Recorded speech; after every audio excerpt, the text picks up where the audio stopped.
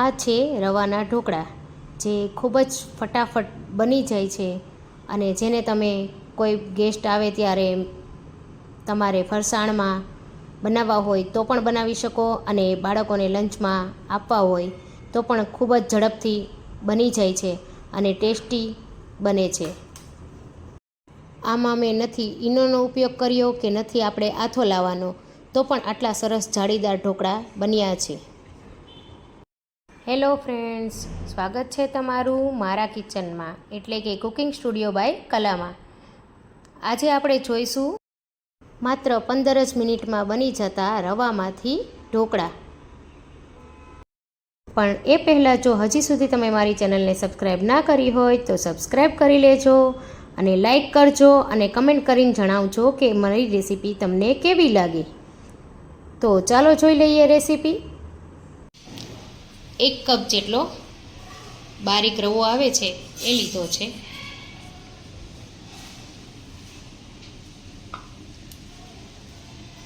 હવે તેમાં અડધો કપ જેટલું દહીં લઈ લીધું છે. તેને સારી રીતે મિક્સ કરી લઈશું.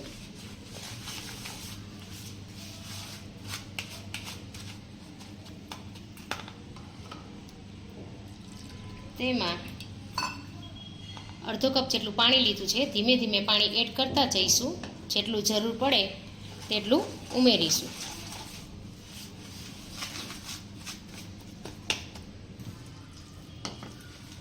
બેટર થોડું થીક રાખવાનું છે, એકદમ પતલું નથી કરવાનું.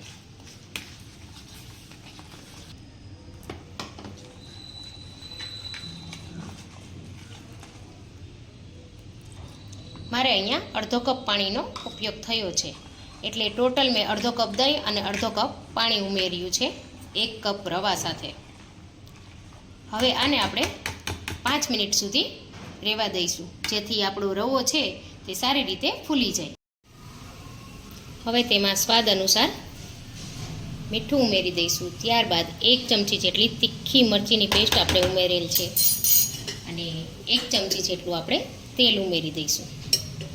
હવે તેને આપણે સારી રીતે પાછું મિક્સ કરી લઈશું. તમે જોઈ શકો છો કે 5 મિનિટમાં આપણો રવો કેટલો સરસ ફૂલી ગયો છે. હવે એક થાળીમાં આપણે તેલ ઉમેરી સારી રીતે ગ્રીસ કરી લઈશું.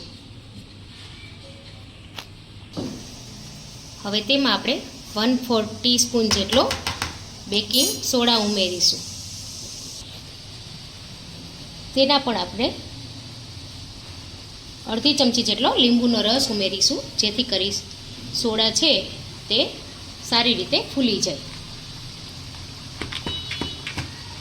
હવે આપણે ફટાફટ ચલાવી સારી રીતે મિક્સ કરી લીધું છે આ બેટરને. તો હવે આપણે તેને ડીશમાં ટ્રાન્સફર કરી લઈશું.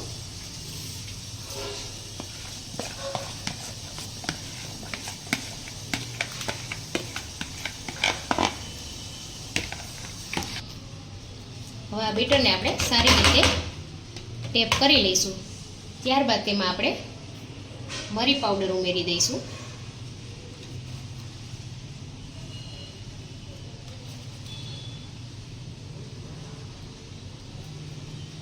હવે મેં અહીંયા પેનમાં પાણી ગરમ કરવા માટે મૂકી દીધું હતું. હવે તેમાં આપણે આ ડીશ મૂકી 5 થી 7 મિનિટ જેટલું આપણે તેને થવા દઈશું. હવે 5 મિનિટ પછી તમે જોઈ શકો છો કે આપણા ઢોકળા કેટલા સરસ ફૂલી ગયા છે.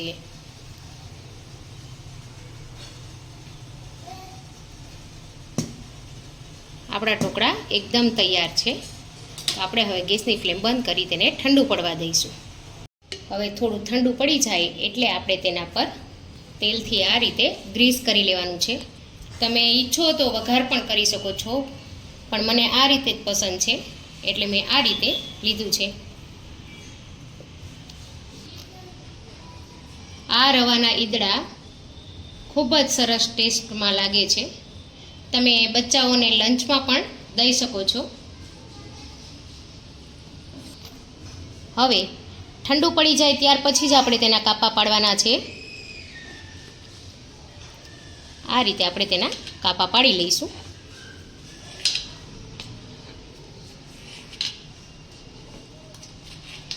તમે જોઈ શકો છો કે કેટલું સ્પંજી દેખાઈ રહ્યા છે.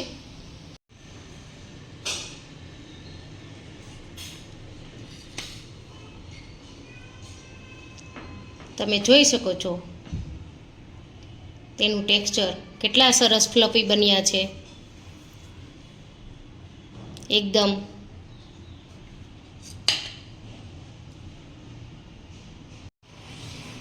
હવે આ જ રીતે આપણે બધા પીસ કાઢી લઈશું અને એક પ્લેટમાં આપણે તેને સજાવી લઈશું.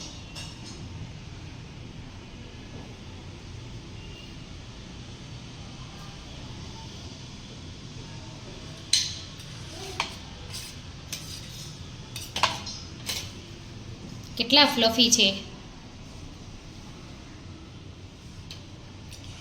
અને આ રેસીપી ખૂબ જ ઝડપથી બની જાય છે, તો તમે પણ જરૂરથી ટ્રાય કરજો.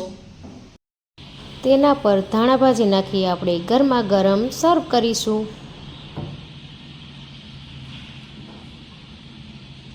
જો તમને મારી રેસીપી પસંદ આવી હોય તો મારી ચેનલને લાઇક, શેર, સબસ્ક્રાઈબ કરવાનું ના ભૂલતા અને હા, કમેન્ટ પણ જરૂરથી કરજો.